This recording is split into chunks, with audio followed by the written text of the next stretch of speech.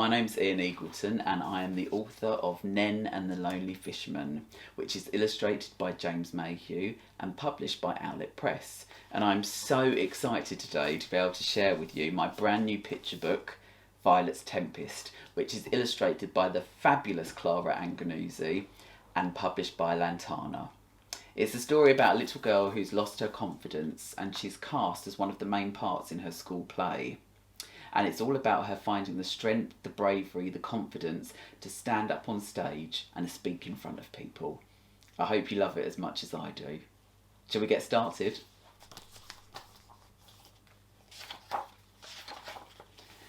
Violet sits in class frowning, watching the wind howl outside and the muddy rain pitter and patter on the playground. A feeling of sadness washes over her. Recently, Violet's voice has changed from a giggle to a whisper. She can hear Mr. Newland talking about the Tempest, their school play. Violet's going to play Ariel.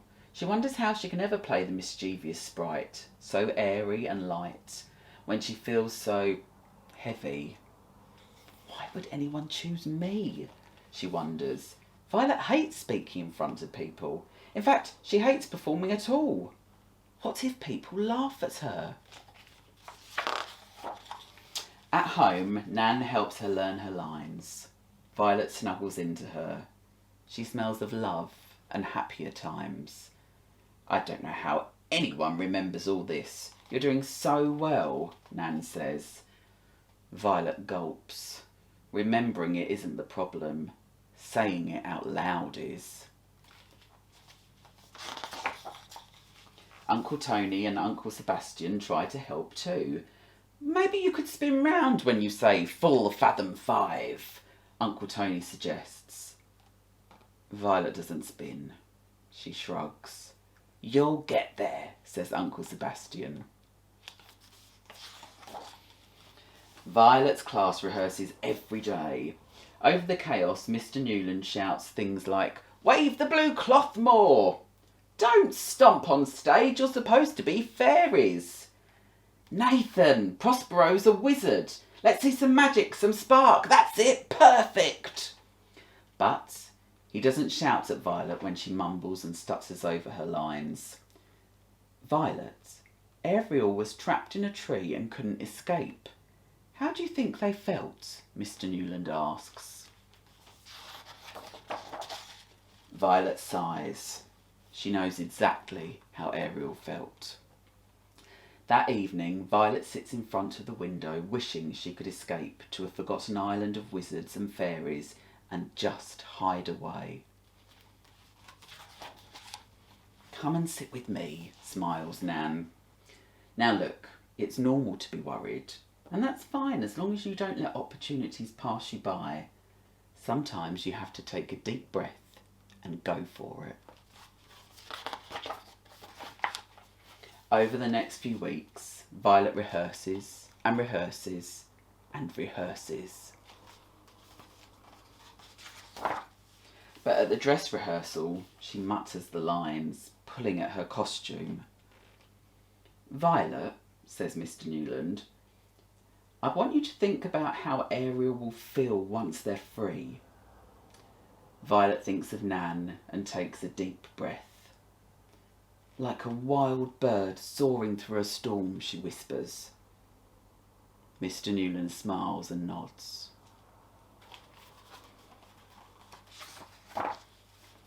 When the night of the play arrives, Violet feels frightened. Wild waves rage in her tummy and her heart beats fast. She can see her family in the front row. I can do this, she says to herself.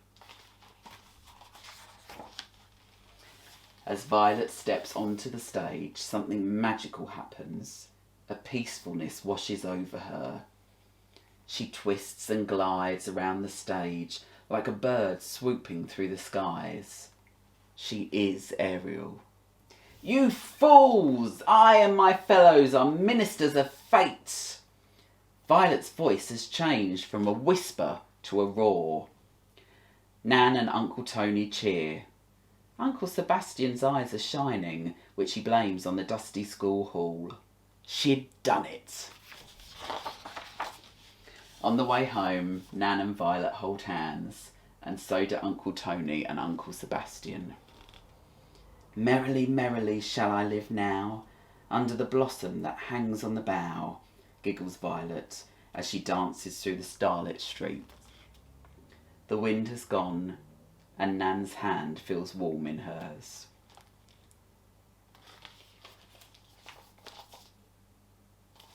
So that's Violet's Tempest.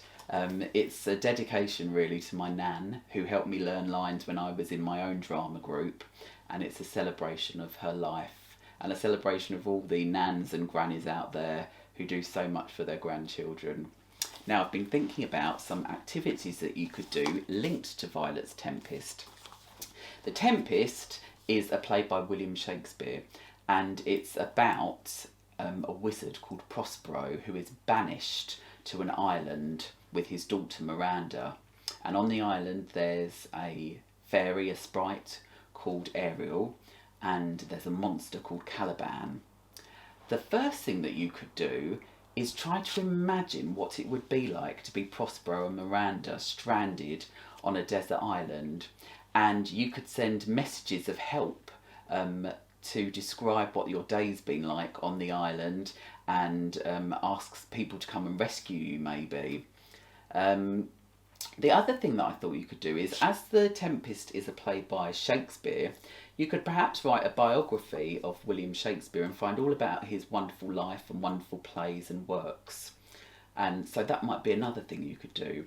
The third and final thing I thought that you might like to do is to perhaps try and write Violet's Tempest from Nan's point of view. It's really great for our writing and our empathy and our inference if we try and write a story from another character's point of view. So try and think about what Nan might be thinking and feeling throughout the story. How does she feel watching Violet struggle? How does she feel worrying about Violet? And how does she feel when Violet is triumphant on stage? And perhaps write some of the story from her perspective as a diary.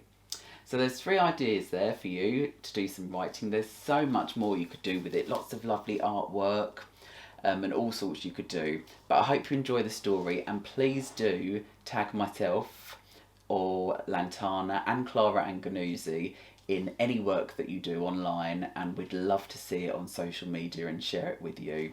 Thank you so much for supporting Violet's Tempest, and I hope that you can turn your whisper into a roar and a giggle.